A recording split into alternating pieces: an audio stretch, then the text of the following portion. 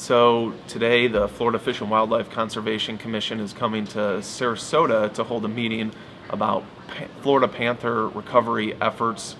They want to change the panther recovery plan. There's been a lot of conflicts with humans and panthers in South Florida. The panther population has grown substantially since they were first listed as endangered in 1967. And they've become more controversial, limiting development down there, and more panther conflicts with residential areas.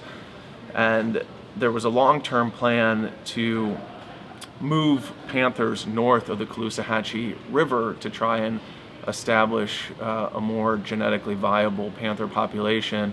But with some of the controversy in South Florida, the Fish and Wildlife Conservation Commission has decided that they don't want to follow that plan anymore, and they would rather just manage the current population of panthers and try and see if they can get that under control before moving panthers north of the Caloosahatchee River and possibly to the Sarasota and Manatee County areas in eastern county that are less developed.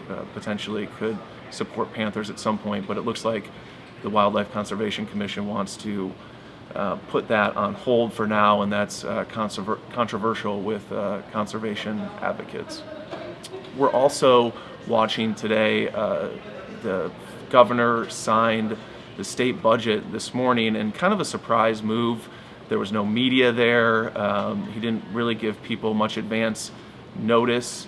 In the past, he's had big rallies to sign the budget in places like the Villages retirement community in Central Florida and at an elementary school.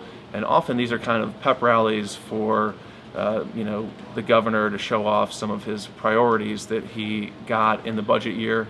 This has been a little bit more of a controversial budget because there was a big fight over healthcare funding, whether to expand the Medicaid program and how to pay for a loss in funding for charity care at hospitals. So the governor kind of was at odds with lawmakers a little bit this year on some of those things, and it looks like he just kind of wanted to quietly sign the budget and move on from some of those controversies. But we'll be following that throughout the day. In Wednesday's Herald-Tribune, we're going to kick off the spring all-area teams. The first one's going to be the boys weightlifting. Lemon Bay's Anthony Marinola and Manatee's Darren Oliver were the lifters of the year. They both won state titles.